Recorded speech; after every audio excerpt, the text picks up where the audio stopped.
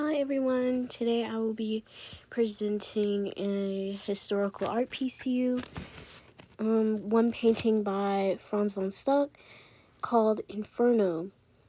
First, the artist Franz von Stuck was born in Tettenweiss, Germany. He studied and attended at two big art schools in Germany at the time. They were called Kunstgewerbeschule. That was the most popular one in Munich from 1878 to 81. This school focused on history painting and getting as much emotion in the painting as possible, and painting from reference, so there would be many sketches and very theatrical and very focused on the human body. And so that's where a lot of Franz von Stuck's teaching, that's what he was taught, and that's you can see it really in his style. He actually helped start up a succession in Munich, where he would showcase his well-known painting, The Sin, in 1893. This gave him a lot more recognition, besides being an illustrator for a magazine, a comedy magazine. So he was also, getting up there, but this one, it really put him on the market. And I think this is around the time where, he was starting to get more devoted in painting. And here are a few more of his paintings, so you can kind of see that style he has. And his subject matter, it's very much Greek mythology, or just religion in general, and beliefs. And yeah, he was an artist that dabbled in many things. So he was painting, sculpting, designing. And yeah, it's you don't really see much of his sculpture, but his painting, since he was very much devoted to painting, you see a lot of his paintings. So years later, we come to 1908, when Inferno was made. It used to be called Infernal Regions, or In der Unterwelt, aka In the Underworld. And a year later, he changed the name, and Inferno sat at the Met for a contemporary German artist exhibition. He had other, paintings there hanging, and of course there were other artists, but this one really baffled the audience. They found it unique. They found it very bold. They found it just hard to understand. And yeah, and the painting sits beautifully in its golden frame, crafted by Franz himself to bring the dark palette some life, to really amplify the darkness and how it looks. And it really does push the dark blues and grays forward. It would go on to travel to other places, actually, like the Art Institute of Chicago, before it eventually comes back to the Met, where it now is. And you can just go see it at the Met. I wish it was here in the Art Institute of Chicago, but it's not. His composition is very interesting.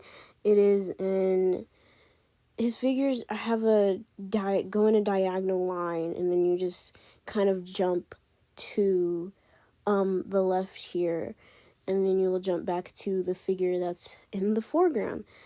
And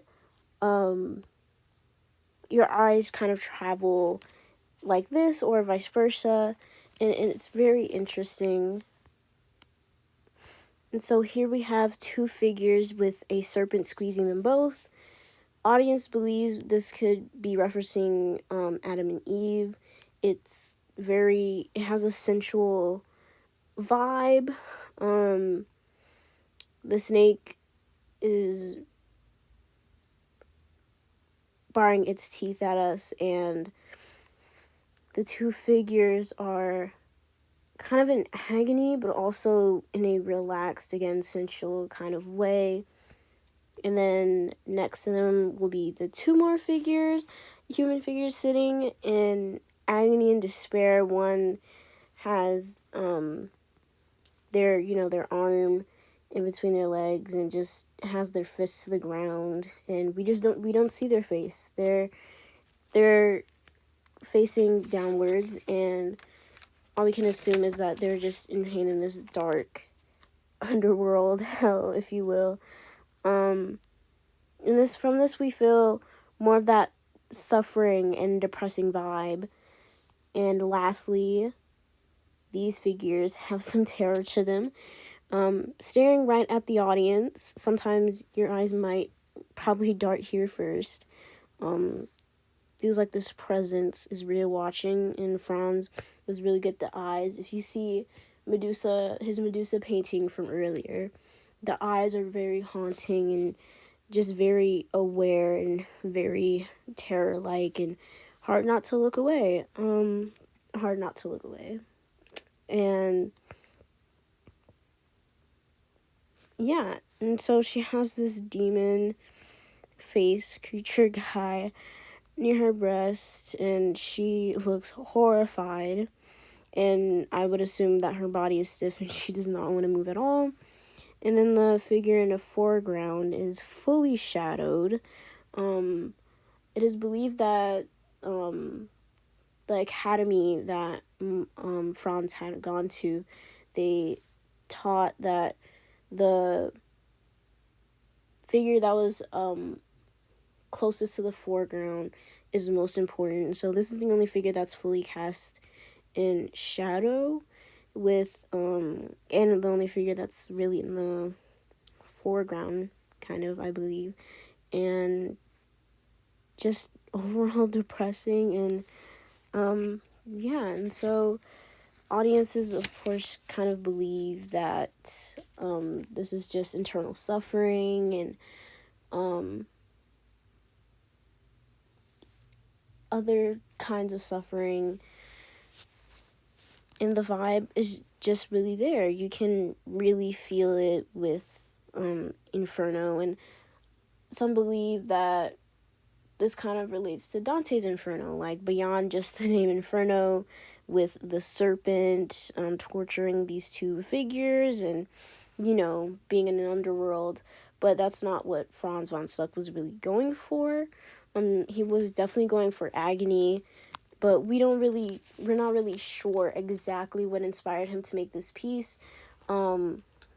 There's some speculation that he might have been inspired by another artist from his exhibition with The Thinker in Gates to Hell. The muscle detail, very kind of similar. Both did a very good job with the feeling, the muscle, the human body.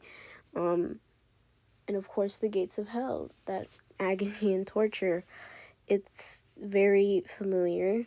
In the background, there's this red orange color and a dark blue, and it kind of represents fire, like maybe like this is, you get more of a feeling of where these figures are, and they're in hell. They're basically in the underworld being tortured and suffering, and you can make many interpretations. This is a symbolist painting, so it's unique. It's a mystery in itself. You can make many interpretations, and yeah, that's the beauty of symbolism. And sometimes they do have a story the artist does give, but this one we can only make assumptions based off what we know, and yeah. And so it does sit at the Met here, and you go see